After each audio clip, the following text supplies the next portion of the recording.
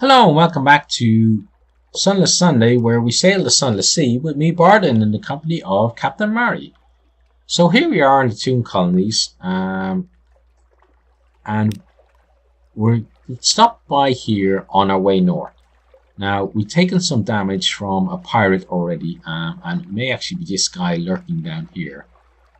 So we're going to wait for him to go away, so please do that. But then we're going to, if we look at our map, we're going to, I think, travel. So let's think. I think we're actually going to travel. So is this the edge of the map, I wonder? Because it looks like it is, because it's a bit too uniform not to be. So we'll head by the salt lines. We'll then head over into this area here.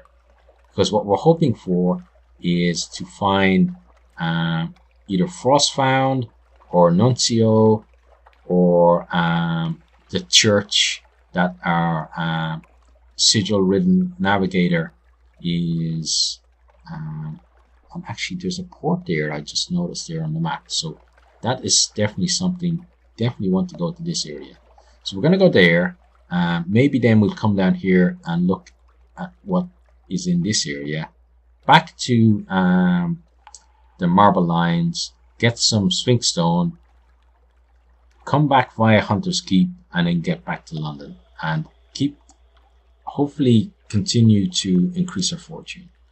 So this guy is hopefully he needs to go south. South is your friend, buddy. There you go. Yeah, keep going, yeah. Now, don't get confused by the rock. You still want to go south. You do not want to go north. Okay. Let's try and use all of our minds together to make him go to the south. Go to the... No, you're looking like you're going north. You need to go south. And you're wasting our supplies as well. So we're gonna go north. Oh, now look, he's coming this way. Okay, but he's still getting confused by the land, which is a bit problematic when you're a sea captain.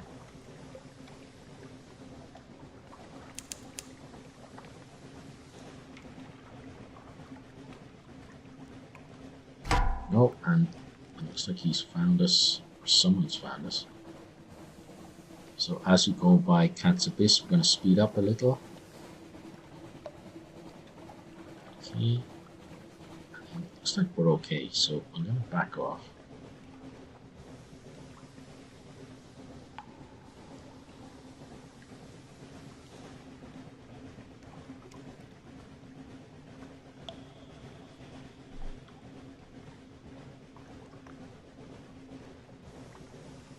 So 52 hull out of 75 is certainly not the best condition to be in at the start of this journey, but I think we're going to be okay, and fingers crossed.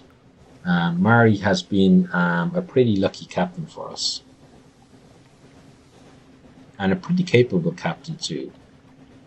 Okay, and now we've got some potential trouble over that way.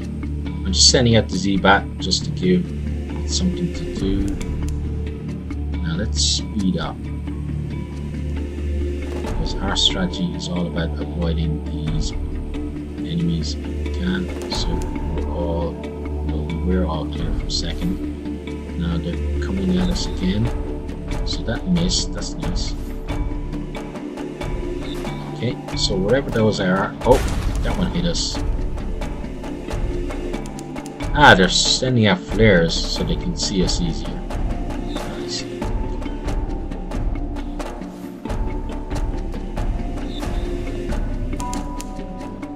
We're gonna head up here. Okay, so I think we've accidentally found somewhere new, which is good. Oh, and this might actually be Frostfound. It is. I thought I recognized it. So we found Frostfound, which is pretty good going. So once the navigators are motivated to go somewhere, it seems they can actually find places. Towers and ramps and galleries and stairs of ice, raised and spun like an architect's honey dream. No spider ever wove so complex a web. The towers are utterly pristine, untouched by human life. But the pitiable encampment squats by the docks. So we could engage an officer, the tireless mechanic, okay, which would cost us 20 echoes, so that's not too bad. Take tea with the squatters at the dock, ask the squatters about the castle, enter Frostbound, allow the sly navigator to examine the tower. We're definitely going to do that. So he climbs the steps, panting eagerly. This is the Z you see, he calls back. The Z risen to become land. Ice is the soul of the Z. In ice, we find the Z at our most exemplary. And he's off again. You leave him to examine the tower, staring up at the battlements, his breath dragon huffing. Where is he? Only a few minutes later, you glance back, and the navigator is gone. You climb the steps to examine the spot where you saw him last. His coat lies in the snow. His footprints end at the tower wall. You poke through his coat and find a brass telescope from the cannon, a much anointed chart, tobacco, an alarming quantity of lice, but the navigator is gone. You never see him again, so we lost him, which I was expecting. We got one outlandish artifact, and we now have one revelatory chart, so that's pretty nice. So let's go back to Frostbound. Okay, so we're going to get a port report. This is pretty good progress. Bickering amiably. Not all are Irene or Withern. There's the odd researcher, the occasional deranged ice sculptor, now and then a very cold, very sad, rubbery man. But for the most part, an atmosphere of friendly rivalry reigns. Okay, so that's pretty nice. Okay, so we can ask the squatters about the castle. You notice they avoid looking at it directly. If you can enter, you should not. We get enthusiasts here from time to time. Yes, you might be able to enter the castle before the appointed time. You might even find something of value there, but you'd be despoiling sacred ground, my friend. It will take your stories from you. It will take your essence, yourself. And if you survive that, you likely anger the gods of the Z. Yes, they're real as the corridors of Frostbound are. Stay away, my friend, stay away. So we gained one Tale of Terror, and that's all for now. So our sly navigator obviously wasn't put off because he's gone in. Now, the tireless mechanic, so we could engage him. The tireless mechanic has had enough of Frostbound. He smiles at you over his spectacles, teeth chattering. Brrr! So glad to see a ship at last. Ready to offer my services. I'm an engineer, finest you'll ever hire. Treat your engines like my own children. Not that I have children. Too busy. Usually busy. Okay, so it's going to cost us 20 echoes. Welcome aboard. Spot of rust. Soon see to that. You there, help me with the spot of rust. Okay, so let's go to officers, and you can be our chief engineer. Okay, that's pretty nice. Now, we probably do need to get a cook, because that's going to give us some kind of bonus to our ability to use our supplies, I guess.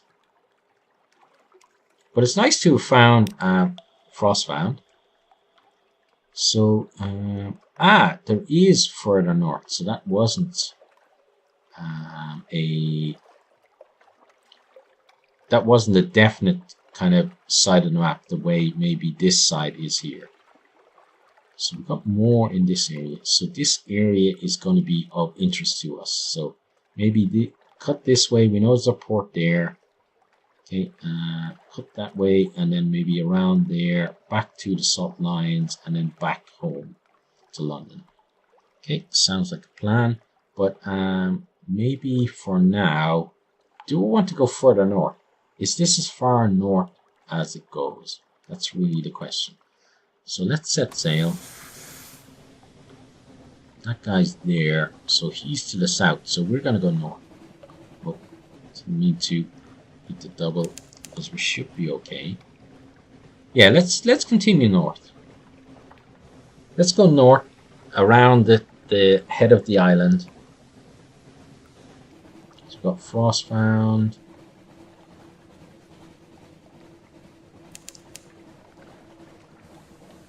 I think. Yeah, let's go through this way. So we've got Sycamore Arch, which we're going under, thankfully. Yeah, and then we're gonna head to the east. Now we're not gonna discover anything with our Z-bats, I don't think. Oh, actually we did. So Bright is some distance to the south. Okay, so let's go south, and let's definitely avoid that thing. Looks like a big angry crab.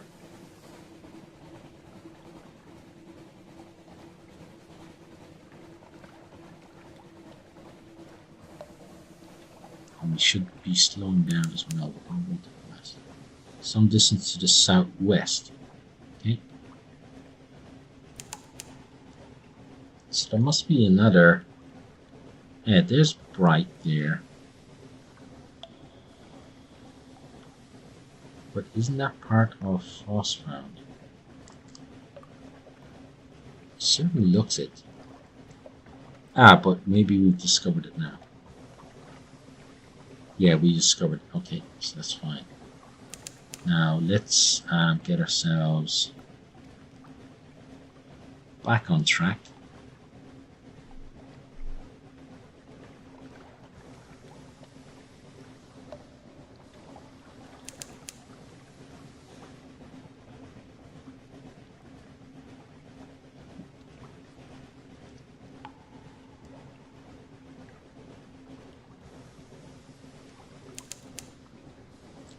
I wonder how people in the past coped with such long journeys at sea. You know, they'd be at sea for months at a time, and I guess for the ordinary sailor, it wasn't too much of a problem because you know, they were working from sun up to sundown, and then just fell into their whatever they had, bed or whatever else, wherever they were sleeping, exhausted at night. So for them, probably, you know, there wasn't too much of a challenge. But even that, like, you know, just that constant working and no time off and not seeing land and that kind of thing, you know, even that would be difficult. But what about for the people, you know, the officers who didn't spend as much time maybe working during the day, so they had free time to ponder their situation. You know, they actually got to think about how lonely it was. How did they actually cope with, you know, months and months at sea? I suppose part of it was maybe the fact that that's why captains gave passage to people as well. It allowed them to have some company at their dinner table. Oh wow, that jellyfish almost got us. Come on, please make it before he hits us. Oh, he got us. Okay, let's pull in here. So we've got a light ship here. Let's speak to the crew. So we lost the recent news and we lost 5 there, and we got a sea story. Okay. Now we wait for the jelly to go away. Okay, so that was the port, I guess, that we saw then. Yeah, it must have been. Okay, now we've got 9 supplies, so it means we can head down to the south at least and explore that area, but we don't want to be venturing too far, because if we do, we're maybe going to get ourselves into a little bit of trouble.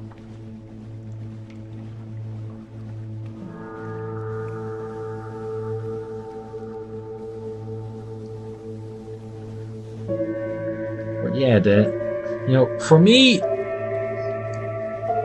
I'm a person who I enjoy my own company. I don't mind being alone with a book or, just my thoughts. And I'm pretty happy being like that. But still, I do suffer from loneliness now. Like being here in Japan, half the world away from my family can be difficult at times as well. And then, my wife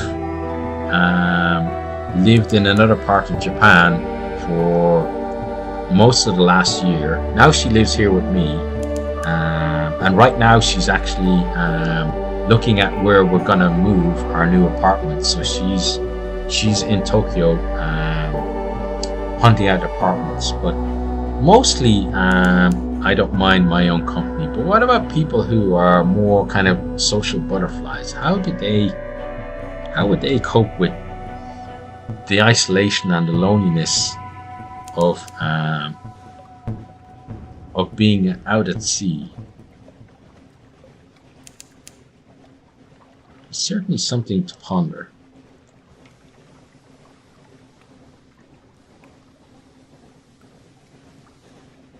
And how about you? Like, how do you think you'd cope with being, maybe not at sea, but in a similar situation where it's the same people every day that you interact with, whether they're people that you like or don't like.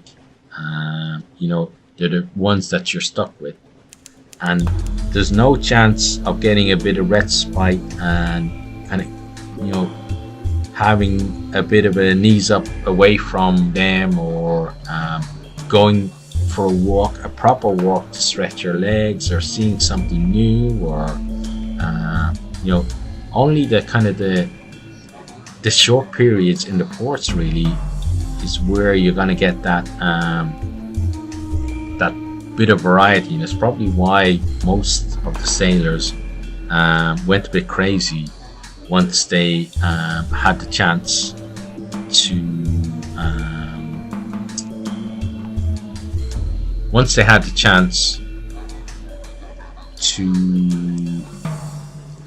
spend a bit of time away from the ship. They'd obviously go drinking, and they'd go and see some ladies of the night and wherever else. And also, in terms of piracy, I found out through my Reckless Rangers wartime that there were actually a lot of female pirates as well.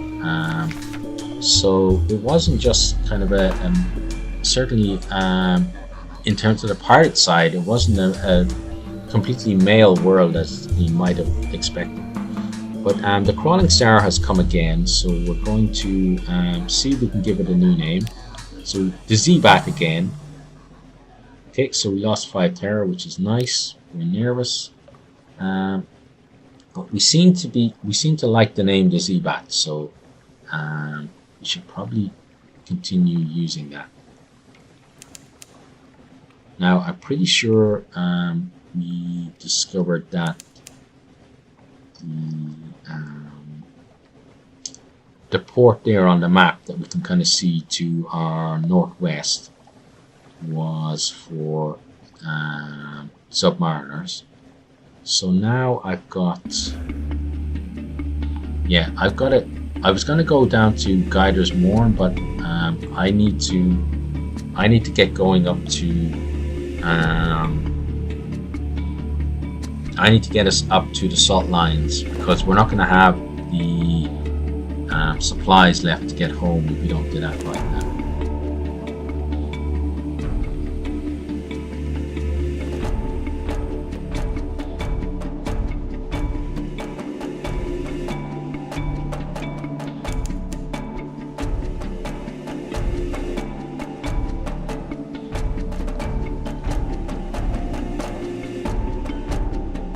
So slowly but surely we're widening the kind of the circle of the map that, or the area of the map that we are familiar with or we visited. And I like that. I like that it's not a case of rush out and see everything and kind of on a whistle stop tour. You know, we're now in trouble from some pirates. Yeah, and they're definitely gonna fire on us. But you know, it feels, I like the pacing of the game, or at least the pacing that I have in playing it, because it feels kind of genuine that you know, as a sea captain, you don't have maps of where everything is, so you know, you're not going to have perfect knowledge and be able to go to your destination straight away every time. Like, so I like that we're kind of chipping away at the map and getting new places on there, and kind of getting new stories as well. It's meeting new people, and it's all pretty nice. So here on the salt lines then, we are going to compile a port report.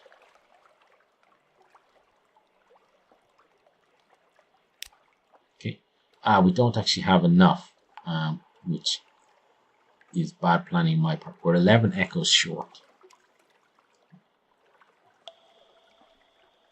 And there's no shop, so we can't sell anything.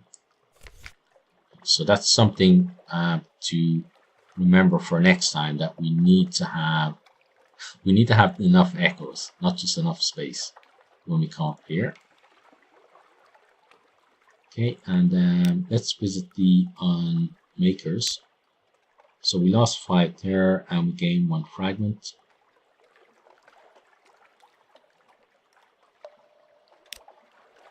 Okay, and that does bring us to the end of this particular episode. So if you have enjoyed, please consider liking, subscribing, and posting a comment. And I really do hope to see all of you next time. Goodbye.